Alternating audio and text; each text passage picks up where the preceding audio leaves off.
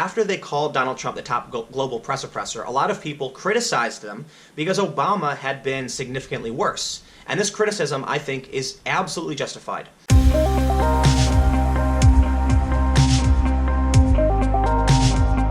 You may remember that a few days ago, on my main channel and on my second channel, I called out the Committee to Protect Journalists for saying that Trump was the top global press oppressor. And I've found that to be just so disingenuous. Sure, Donald Trump, he calls out the media, he criticizes them, he's very critical of them. And personally, I think there are some areas where he's crossed the line, but to call him the top global press oppressor is just totally dishonest. Because we have had presidents in the past do things substantially worse, including Barack Obama, who actually called a journalist, his Department of Justice, called a journalist a co-conspirator because they were doing their job as a reporter. This video is going to address the use of virtual private networks and why they can be seriously important for all of you guys if you want to take security seriously. I'm a journalist and a hacker. I take security very, very seriously. It's not just about protecting yourself, but it's also protecting the people you care about or your sources. I've been working in tech my whole life, and sometimes you talk to people and other people want to know what you're talking about. Sometimes they don't care what you're talking about, they want to know when you are talking about it or where you are talking about it. And this is called metadata. It's sort of peripheral information outside of the main messages. And they can use this to track your location, to track who you're talking to and when. And this is why something like a VPN can be really important. But first, let's look at some of the breaking news as to how VPNs have been pretty damn awesome. Fox News has the story, how Iranian protesters are skirting the government's tech clampdown to continue their fight. An activist told Fox News, Iranians are used to changing. Remember, we were the first ones using Twitter for political purposes in the Green Revolution in 2009, when Twitter was still largely unknown. One activist, Ali, told Fox News, then it was blocked. Then Facebook came, and then it was blocked. Now Instagram and Telegram.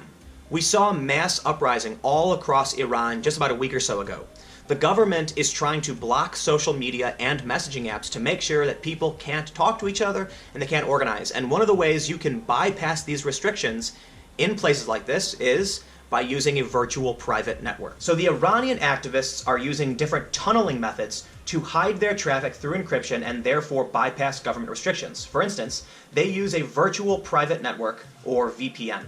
The VPN encrypts web traffic so it obscures information that makes it harder for Iran's security apparatus to catch or block. Not everybody is going to read every single message you post, and not every website is going to be blocked. But there have been instances where governments have cracked down on certain websites. Typically, it's in the Middle East. I was in Turkey when Twitter actually got shut down. So this is why I always use a VPN, especially when I'm overseas.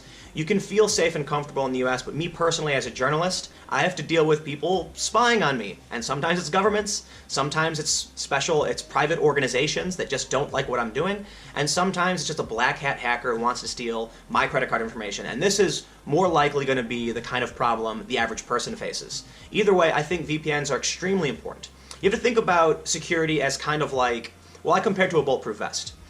It's a little heavy, but it's not that big a deal. And if you're going somewhere that's dangerous or there are dangers, you want to have some kind of armor.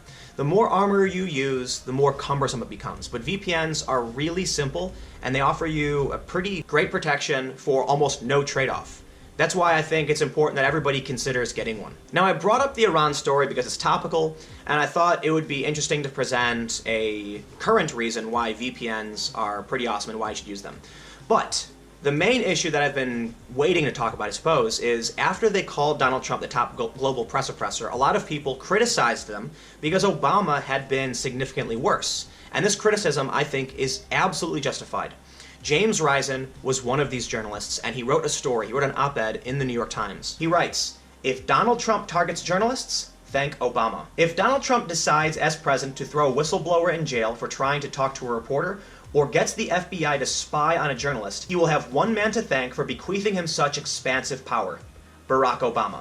I experienced this pressure firsthand when the administration tried to compel me to testify to reveal my confidential sources in a criminal leak investigation. The Justice Department finally relented, even though it had already won a 7-year court battle that went all the way to the Supreme Court to force me to testify, most likely because they feared the negative publicity that would come from sending a New York Times reporter to jail. James Risen's story has to do with a CIA whistleblower who revealed that the US accidentally gave blueprints to a nuclear device to Iran. I don't want to get into the whole details of this operation because I want to talk more about press freedom, ramifications, and security. See, the government wanted James Risen to testify so that they could find out who leaked this information. Eventually, the government realized they didn't even need him to testify because they could track his metadata.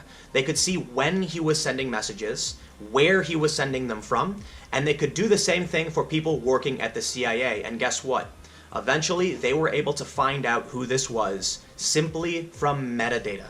We now know the source was Jeffrey Alexander Sterling. And according to Wikipedia, Jeffrey Alexander Sterling is an American lawyer and former CIA employee who was arrested, charged, and convicted of violating the Espionage Act for revealing details about Operation Merlin to journalist James Risen. The case was based entirely on what the judge called very powerful circumstantial evidence, with no evidence that Sterling shared any classified information with Risen. In May 2015, Sterling was sentenced to 3.5 years in prison. In 2016 and 2017, he filed complaints and wrote letters regarding mistreatment, lack of medical treatment for life-threatening conditions, and false allegations against him by corrections officers, leading to further punitive measures. Long story short, he was convicted under circumstantial evidence. Not that there was any evidence he shared any secret information, but because they knew when he was communicating with people and where they were communicating. The government then put two and two together and said if a message comes from this place at this time and is received from this place at this time, it's likely the two are communicating. And this man, Jeffrey Alexander Sterling, says he never sent any secret information. But this is why it's so important to protect yourself and to have a VPN, because you never know who or why someone might want to spy on you. In that case, I think it's relatively simple. Just because you think you might be safe doesn't mean you shouldn't take precautions. I mean, look, we have locks on our doors and windows for a reason, but we don't expect to get robbed all the time. So now I want to take this opportunity to share with you exactly how you can set up a VPN to protect yourself and your family. I use VirtualShield as my VPN, and they've actually set up a promo code you can use. So if you go to virtualshield.com/go/Timcast, you can get an extra 20% off your first term by using the promo code Timcast. So all you have to do is once you go to the URL, click Get Protected. Then you're going to get an option. You can protect yourself or your family. Obviously, I just use myself because it's just me and maybe a couple of my devices. And then you can choose which plan you want. So if you choose the 12-month plan, it's actually significantly cheaper. And so this is the one that I actually have. And then you get additional options. So one of the things that's actually cool about a VPN is aside from getting protection from, say, obscuring your traffic, you can actually protect yourself from malicious cyber attacks or DDoS attacks. You can also get unrestricted streaming. So this is a big one for people who travel like me. So when I'm overseas, often I can't use certain streaming apps like Netflix, HBO, Hulu, because some things are country restricted. And I gotta say, I totally disagree with country restricting, and that's why this is awesome. So if you pick this one, I actually have all of them, but if you use this one, it will allow you to watch whatever you want, wherever you want. And then they have premium phone support, monthly maintenance. IdentiSafe Basic and IdentiSafe Plus are for if you really take security seriously. So if you do, I recommend getting these because just because you think you might be safe doesn't mean you won't encounter some problems in the future. But again, all of these are pretty awesome, and just figure out which one works for you. After you've signed up and then signed in, you're going to want to download the corresponding app for whichever device you're using. So you can actually get a Chrome extension, which is really awesome. You can use the Windows app. They even have iOS and Android. So I use the Windows app, so I'm going to show you how to set this up and how you can use it. So just click download, install the app, and then you should see the login window. So log in with the email and password that you used to sign up with. The really cool thing about this VPN is that you can actually choose the location you want to appear from. And there's actually some interesting things you can do with this. We've seen a lot of people get country blocked. For instance, Jordan Peterson's content wouldn't appear in certain countries because it was deemed offensive. Twitter does certain content restrictions. With VPNs, you can actually do a little bit of research and see this kind of behavior for yourself. If someone claims that a tweet or a video isn't appearing in a certain country, you can actually go into your VPN, choose that country, and then investigate for yourself. And there's another way that we can verify the news on our own. I actually think this is one of the coolest things ever because I've actually used this as a journalistic tool to verify the claims of whether or not people are actively being censored in certain countries, and lo and behold, they are. So I'm going to choose the United States, and then I'm going to choose Dallas, Texas. Then just hit connect. Now I am officially connected to the VPN. And this means a few things. My traffic is scrambled and sent through a tunnel that makes it much harder for spies, the government, whoever, to track. They're not going to know exactly where or when I'm sending things, though. Look, if they really wanted to, they could spy on me and they know that I'm sitting in a hotel in Detroit. But for the most part, they're not going to know what I'm sending, where I'm sending it, and the metadata is being obfuscated, as well as the actual information within my traffic. It's encrypted. They can't read it. Now here's a cool little test you can do after you've connected to your VPN. Type in my IP into Google and hit enter, and Google will show you your public IP address. So here you can see 108.61.224.102. Your IP address is your internet protocol address. Basically, it's the physical address of your connection. It's basically where you are. And if you type in your IP address into the IP lookup and then hit get IP details, it will actually show you your location. So here you can see city, Dallas, state, region, Texas, United States, North America. Gee, that's the location I picked for my VPN. But what happens if I'm not secure? Can someone get my IP address and then just know where I am? The answer is yes, and there's a lot of problems with that. If you want to protect your anonymity or your security, I recommend getting a VPN, so check this out. I'm now going to disconnect my VPN. Okay, the VPN is disconnected. Now let's see what happens when I look up my IP address. Now I'm going to type in my IP address into Google, and I'm going to hit that, and sure enough, it's giving you something entirely different. Now, for security reasons, I'm not going to show the exact IP address it's giving out because I don't want to publish my location, but sure enough, as you can see, the IP is different.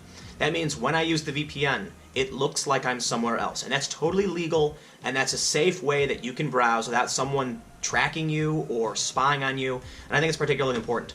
I gotta say, look, I'm a journalist. I take security very, very seriously. I can't tell you how many news organizations I've worked with, how many journalists and individuals and travelers I've worked with that don't take their security seriously. I've met journalists that have gone to war zones that don't care, they don't bother to have any kind of security on their devices. And sure enough, some travelers who wanted to watch Netflix when they were in Europe couldn't do it because there's a simple tool that you can get, and that's a VPN. And that's why I gotta say I'm really proud and I'm very excited to be partnering with VirtualShield because VPNs are one of the coolest things. I've been using them for so long. I grew up in the hacker community. My friends are always recommending using them, how to use them, and this is just one thing you can do to protect yourself, to protect your friends and your family, and make sure that you are not being spied on. Well, let me take that back. You're probably being spied on, but at least they don't know what you're doing, where you're doing it, why you're doing it, when you're doing it. You get the picture. This is not an absolute form of security. There's always other things that you'll want to take into consideration, but if you're wearing a bulletproof vest and you get shot, it's likely that you will survive. And that's how security works. This isn't a tank. It's not gonna stop an ICBM from coming after you. If a crazy secret agent shows up to your house and physically spies on you, there's not a lot you can do. But this is gonna protect you from run-of-the-mill criminals, general spying, and intrusion.